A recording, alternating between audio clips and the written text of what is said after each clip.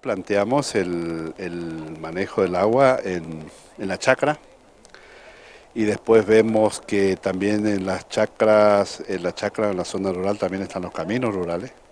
Entonces hoy planteamos el manejo de agua de lluvia en la cuenca. Entonces interviene el tema de chacra y camino. Y hoy estamos acá en el predio justo de la Escuela Agrotécnica porque como ustedes ven hay un problema de camino, de escurrimiento, de barranco, de pérdida de agua.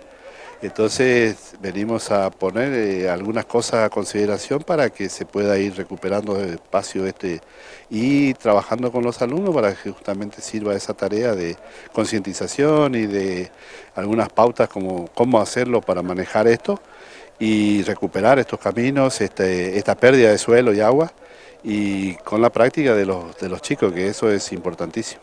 A modo de tips, ¿cuáles son esas pautas que hay que tener en cuenta?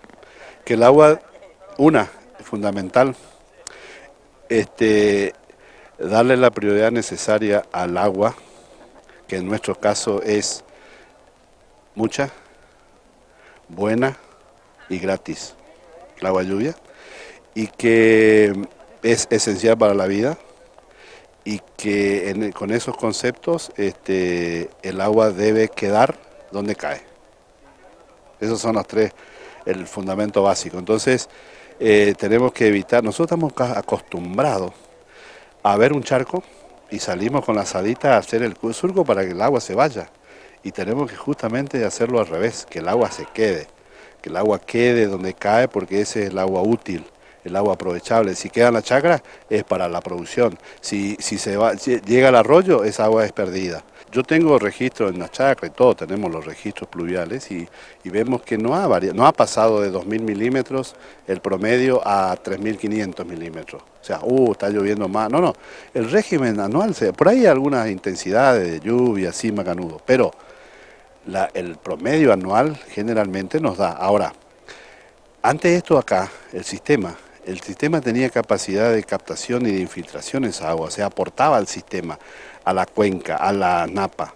Pero después cuando nosotros fuimos haciendo las deforestaciones, cuando generamos las viviendas, los techos, las calles, los asfaltos, empezamos a, eh, a causar una infiltración cero en una superficie muy grande.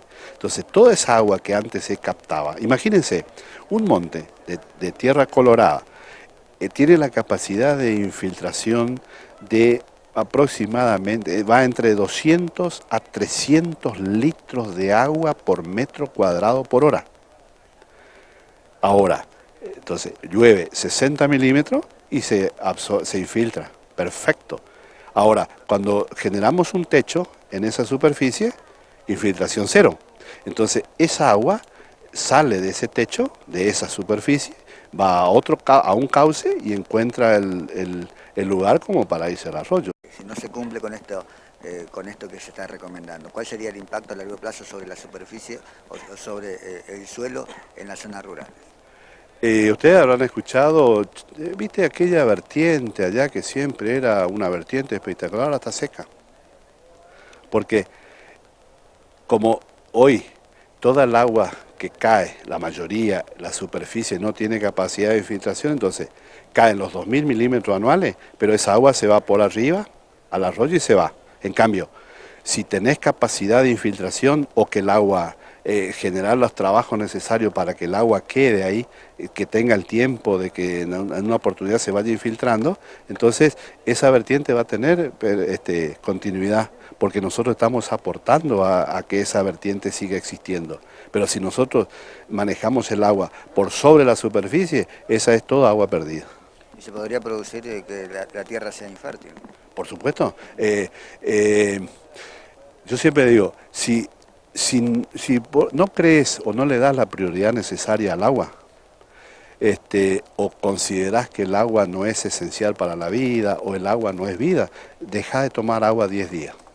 Después hablamos. Entonces, el agua es vida. Entonces, donde no hay agua, no existe la vida. Entonces, o es uno de los elementos esenciales para la vida. Entonces, si nosotros no aportamos, nosotros estamos acostumbrados necesitamos agua, una perforación. Este, o una toma en el arroyo, o una captación. Siempre captar, cosechar, captar, sacar, extraer. Pero ¿cuándo pensamos en la captación para seguir manteniendo los niveles de las napas?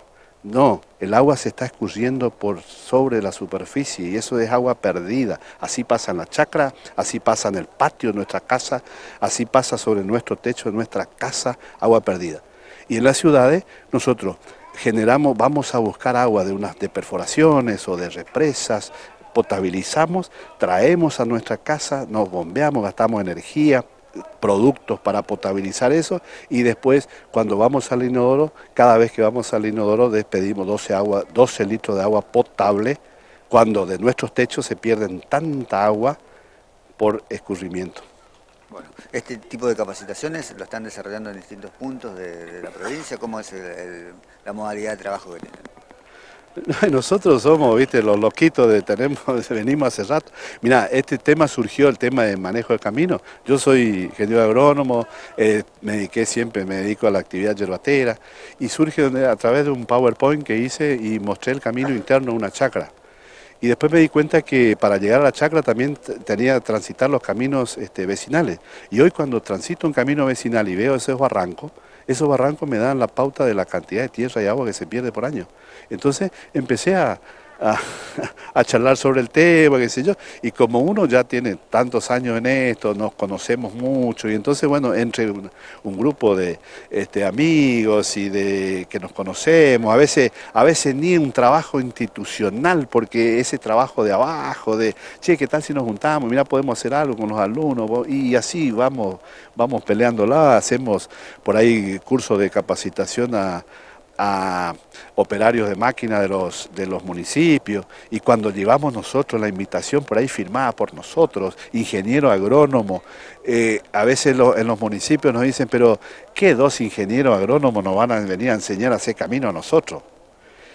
Y pueden tener razón, y a veces yo digo siempre hasta el 105% de razón, nosotros no tenemos ningún mérito para enseñarle a hacer camino, pero nosotros como ingenieros agrónomos dependemos para la producción del agua también, aparte de la vida nuestra.